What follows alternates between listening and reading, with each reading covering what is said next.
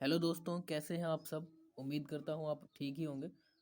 आपका बहुत बहुत स्वागत है हमारे YouTube channel study X Y Z पर। आज की इस वीडियो में हम जानेंगे कि हमारा ऑटोनॉमिक नर्वस सिस्टम कैसे काम करता है, यानी कि जो हमारी बॉडी में जितने भी ऑर्गन होते हैं वो कैसे काम करते हैं। अगर हमारे ब्रेन से कोई भी इंफॉर्मेशन आती है तो वो एक केमिकल के थ्रू आती है, लेकिन वो कैसे किसी भी ऑर्गन तक पहुंचती है और कैसे हमारा ऑर्गन रिस्पॉन्स करता है। अगर हम किसी चीज़ को उठाना चाहते हैं तो हमारा हाथ कैसे कॉन्ट्रैक्ट करता है या कैसे उस चीज़ को पकड़ता है, वो सब चीज़ें हम यहाँ पर आज इस वीडियो के माध्यम से सीखने वाले हैं। तो वीडियो को लास्ट तक ज़रूर देखें और अगर वीडियो अच्छी लगे तो उसको लाइक करें और शेयर करें और चैनल को सब्सक्राइब करना ना भूलें, ताकि हमारी वीडियो की नोटिफिकेशन आप तक सबसे पहले पहुँचे। तो स्टार्ट करते हैं। तो जैसा कि आप इस वीडियो में आप इस पिक्चर में देख रहे हैं कि जितने भी ऑर्गन हैं वो सब के सब हमारे कुछ नर्व्स के थ्रू हमारे ब्रेन से और स्पाइनल कॉर्ड से जुड़े हुए हैं। आप ये हार्ट का स्ट्रक्चर देख रहे हैं, हार्ट भी एक नर्व के थ्रू जुड़ा है जो कि ब्रेन तक जा रही है।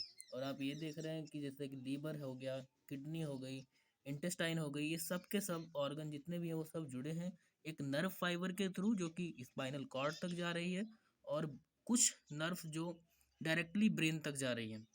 तो ये कैसे काम करती हैं, जैसे कि अगर हमें कोई किसी चीज़ को, हमने पहले ही बताया, पकड़ना है तो एक बार तो हमने किसी चीज़ को पकड़ लिया अपने हाथ से, लेकिन वापस उसे अगर छोड़ना है तो वो मैसेज दोबारा कैसे रिवर्स होता है वो सब इस वीडियो में हम समझेंगे। तो इसको हम समझते हैं इसके थ्रू। ये हमने कुछ डायग्राम बनाया है, इसको आप अगर ध्यान से समझ गए तो आपको कोई भी दिक्कत नहीं होगी इसको समझने में। देखो, ये पूरा ऑटोनॉमिक नर्वस सिस्टम के अंतर्गत आता है।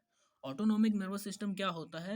एक ऐसा नर्वस सिस्टम जो कि हमारी बॉडी में अपने आप रिस्पॉन्स करता है, कोई भी एक्टिविटी होनी हो जो अपने आप होती है। जैसे कि हम हार्ट बीट को ले सकते हैं, रेस्पिरेशन को ले सकते हैं। हमारी बॉडी में रेस्पिरेशन अपने आप होता है, हम सांस अपने आप लेते हैं और छोड़ते हैं, रोक नहीं सकते हैं। और हार्ट बीट, हमारी हार्ट अपने आप पंप करता है। डाइजेशन हमारे बॉडी में खाने का अपने आप होता है। कोई भी अगर सिक्रेशन होता है, बाइल जूस का सिक्रेशन होता है, और भी बहुत सारे सिक्रेशन होते रहते हैं हमारी बॉडी में। तो ये सब अपने आप होता है और ये ऑटोनॉमिक नर्वस सिस्टम के अंतर्गत आता है। हमारी आईलिड जो पलकें झपकती हैं वो भी अपने आप ही झपकती हैं। तो यहाँ पर हमने जैसे कि ये बनाया है, ये ब्रेन हो गया हमारा, ये आप देख पा रहे हैं, ये ब्रेन हो गया। और ब्रेन से नीचे जुड़ा है हमारा स्पाइनल कॉर्ड। तो ब्रेन से स्पाइनल कॉर्ड जुड़ा है, इतना हमारा आता है सेंट्रल नर्वस सिस्टम के अंतर्गत। ब्रेन और स्पाइनल कॉर्ड को सेंट्रल नर्वस सिस्टम के अंतर्गत रखा गया है। लेकिन ब्रेन से जो ऑर्गन तक जो नर्व्स जाती हैं, ये जैसे कि ये हमारे ये ऑर्गन हो गए, ब्रेन से ऑर्गन तक जो नर्व्स जाती हैं उसको हम पेरीफेरल नर्वस सिस्टम कहते हैं, यानी कि पीएनएस कहते हैं। तो पीएनएस को भी हम तीन कैटेगरी में हमने इसको बांटा है। एक तो सबसे पहला, जिसमें गैंग्लिया ऑर्गन के पास होता है, उसको हम सिंपैथेटिक नर्वस सिस्टम कहते हैं।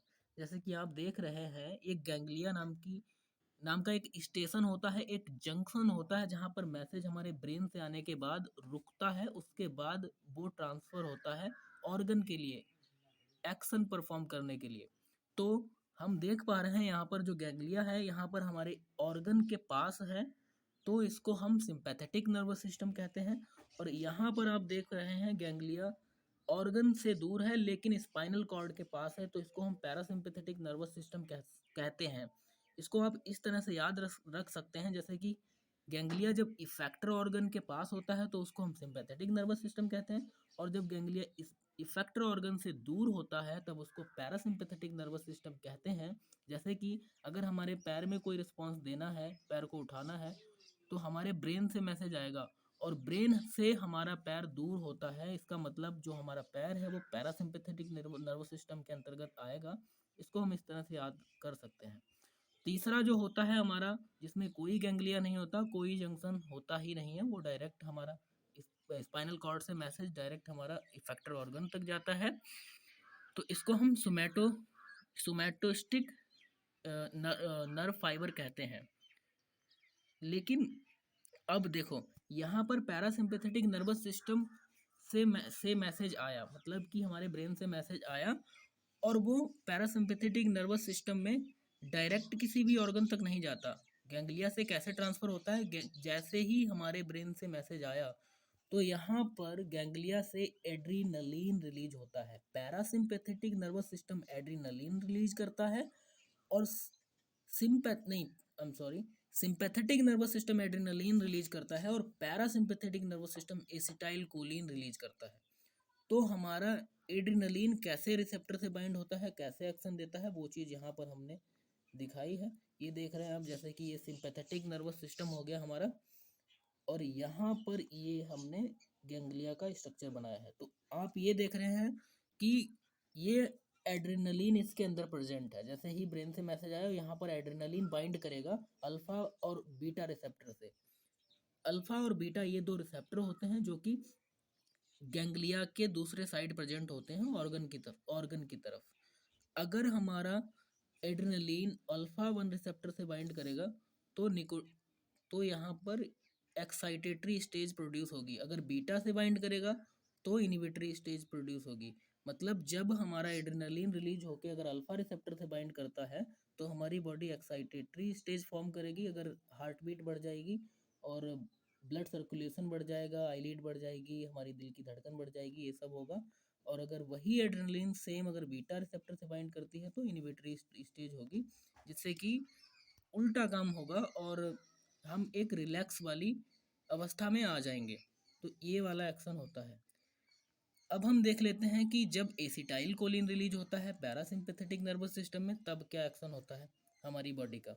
तो जैसे ही हमारे स्पाइनल ब्रेन से या फिर स्पाइनल कॉर्ड से मैसेज आया पैरासिम्पैथेटिक नर्वस सिस्टम के थ्रू, जहाँ पर गैंग्लिया ऑर्गन से दूर होता है, या आप कह सकते हैं ब्रेन के पास होता है, स्पाइनल कॉर्ड के पास होता है, तो एसिटाइल कोलिन रिलीज होगा और एन एम रिसेप्टर से बाइंड करेगा।